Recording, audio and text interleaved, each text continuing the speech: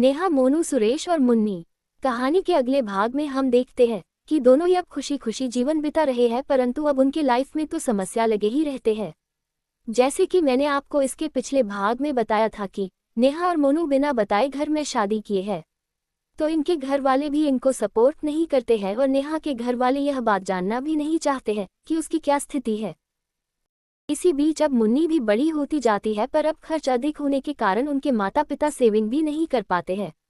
अब नेहा को लगता है कि मैं बेकार में उसके साथ शादी की, क्योंकि अब मोनू का भी वर्कलोड अधिक था। मोनू को उसके बॉस से रोजाना डांट खाना पड़ता था, जिससे वो ऑफिस से आकर खाना खाकर सो जाता है और नेहा को उसका यही बात बुरा लगता है कि अब वो मुझसे बात नहीं करता है, मोनू तो बिल्कुल बदल गया है।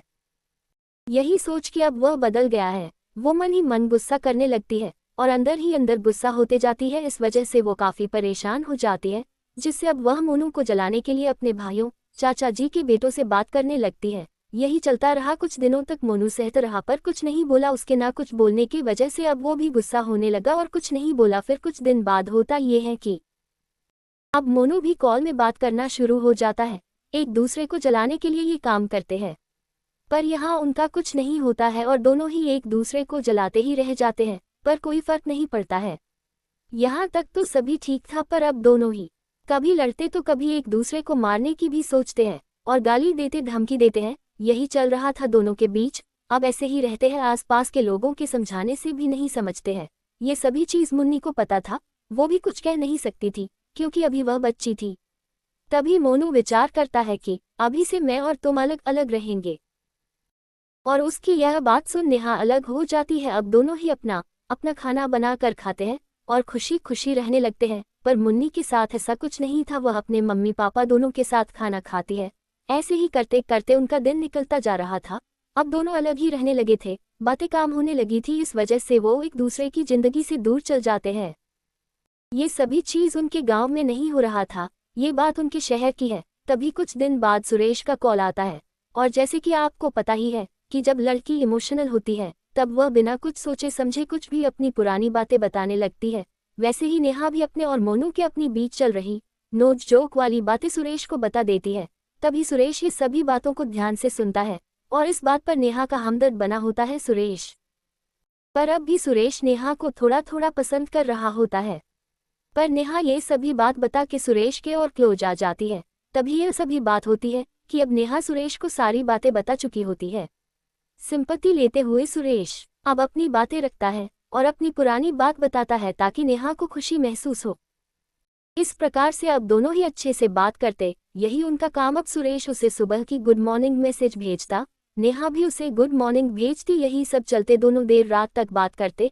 अब मोनू जो कि इनसे दूर हो चुका था, अब सुरेश भी केयर करता नेहा की। ये सारी बातें मोनू को नहीं पता थी, तो अब वो भी कुछ नहीं बोल सकता था कि कहाँ बिजी हो करके।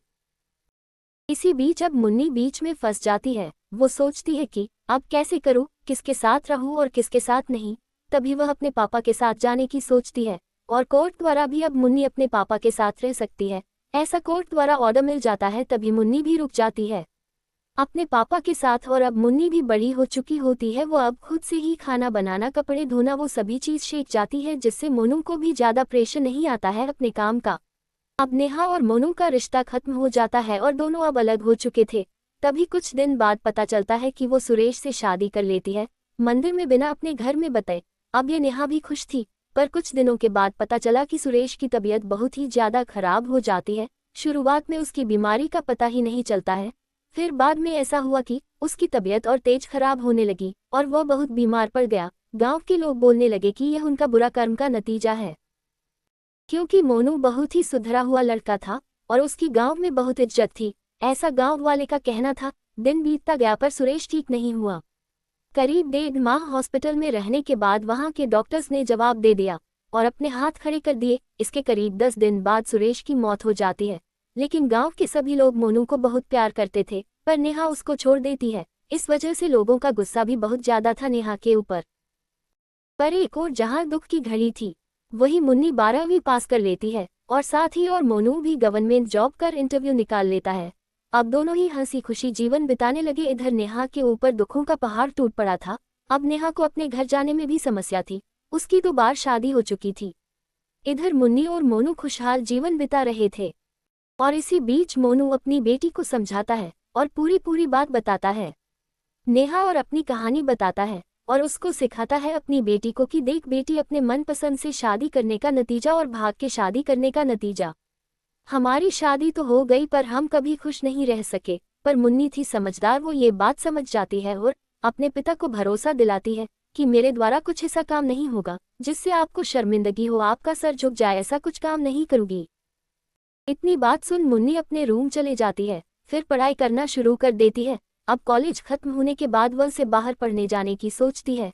तभी वह पे उसके साथ बहुत रेकिंग होती है, पर वह अपने घर में भी नहीं बताती है। फिर उसके बाद इसकी मास्टर की पढ़ाई खत्म हो जाती है। अब वह और भी खुश हो जाती है और खुशी खुशी अपने घर आ जाती है, जैसे कि उसने अपने पिता से बोला था कि मैं कोई भी ऐसा काम नहीं करूंगी जिसे आपका सर झुके। वो अपने बातों में अडिग रहती है और आज के दौर में चल रहे बॉयफ्रेंड गर्लफ्रेंड से दूर रहती है। इस बीच सभी को पता चल जाता है कि इसने पढ़ाई कंप्लीट कर लिया है। मुन्नी के लिए बहुत सी रिश्ता आने लगती है, तभी वह उनमें से एक लड़के को पसंद कर लेती है। तभी दोनों की शादी के डेट फिक्स कर लेते हैं और इसके बाद वो अपने ससुराल चले जाती है।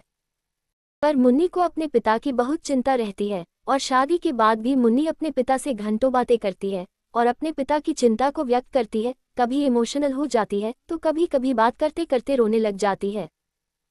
दिन बीतता गए और उसके पिता अब भूल जाते हैं। इसी बीच उनकी स्टाफ में एक औरत आती है। उनके पति मर गए रहते हैं। मोनू और उस औरत की अच्छी दोस्ती थी, दोनों साथ में नाश्ता चाय काफी पीते, पर दोनों अभी तक फ्रेंड ही रहते हैं। दोनों धीरे धीरे क्लोज आ गए रहते हैं। अब मोनू अकेलापन से दूर हो चुका था, उसकी फ्रेंड का साथ उसको अच्छा लगने लगा था, पर दोनों ही अब खुश थे।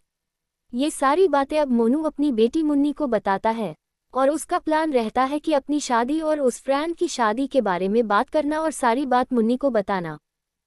अभी के लिए इतना ही, मिलते हैं वीडियो के नेक्स्ट पार्ट में। यदि आप हमारे चैनल में नए हैं तो वीडियो को लाइक और चैनल को सब्सक्राइब करना ना भूलें, जिससे आने वाली वीडियो की नोटिफिकेशन आपको टाइम से मिलती रहे। धन्यवाद।